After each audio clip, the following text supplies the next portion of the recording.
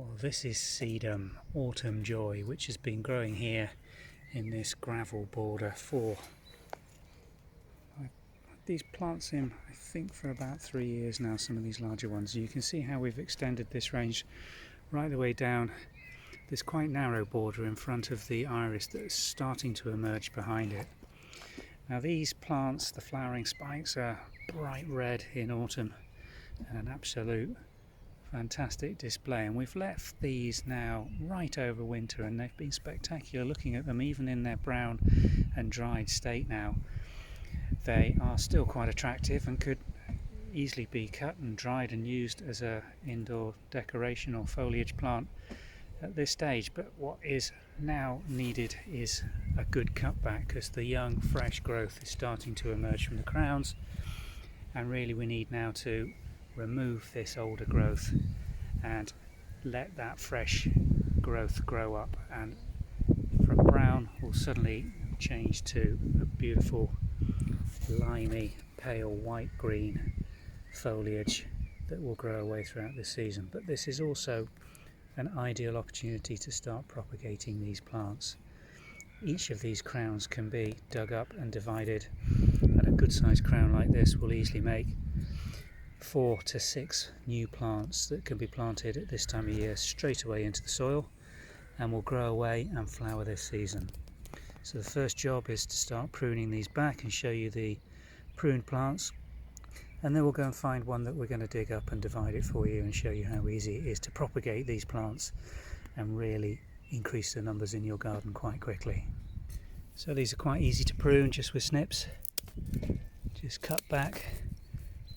You can take them further back than this, but this growth is now coming on so quickly that these stems will soon be overgrown and disappear. They can go down into the base of the plant if you want to really tidy it up, and then take these away.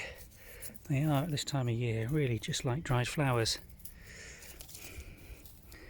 and could be used as such. So I'll continue doing this plant.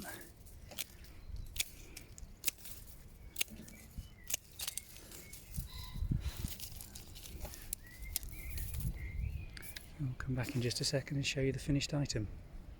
Oh, there we go. I've finished just snipping off all these stems, and this is what I'm left with.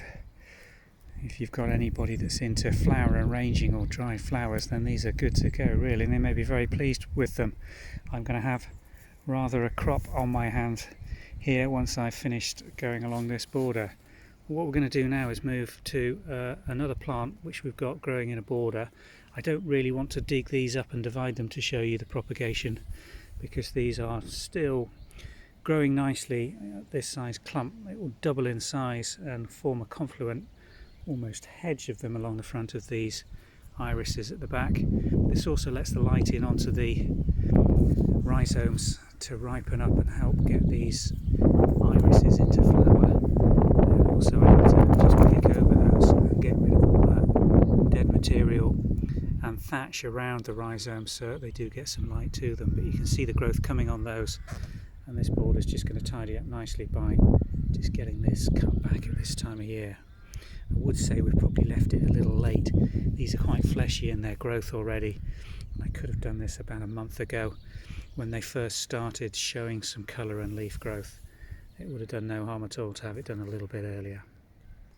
So to demonstrate how easy these are to propagate, we're going to use this much larger crown, which has been growing probably for another 2 or 3 years than the ones we've just shown you cutting back.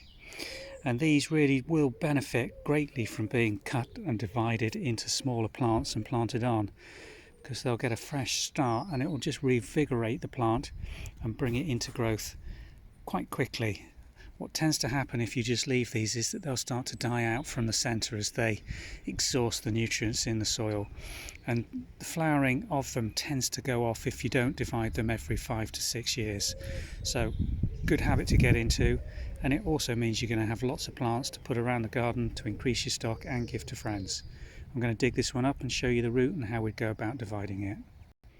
Got a relatively small spade with me today. I'm just getting it to the full depth and just oystering this plant open, and you'll see it's almost dividing itself.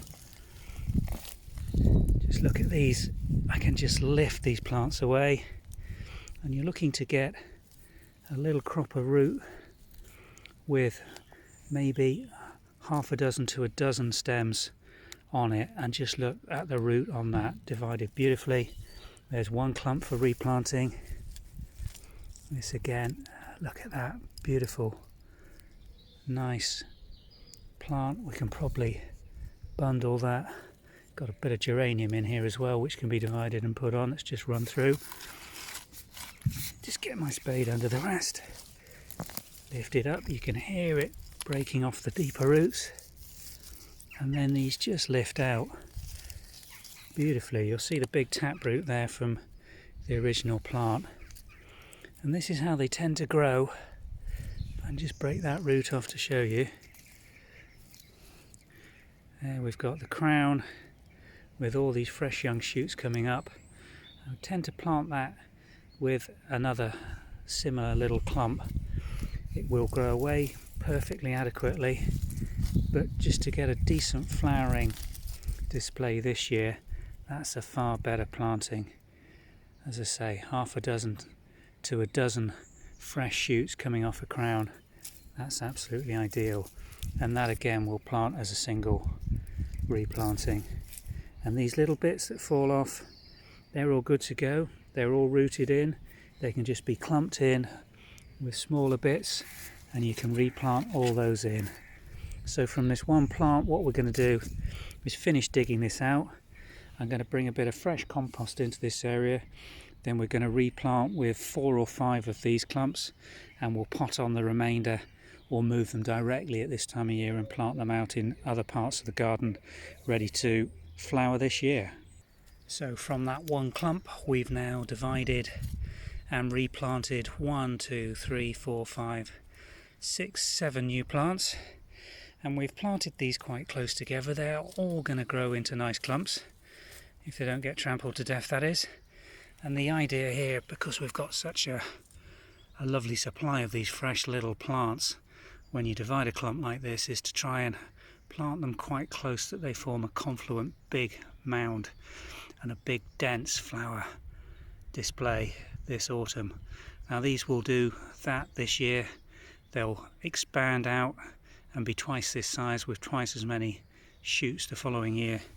And just look how much of the original clump I've still got to pot on, move to a different part of the garden.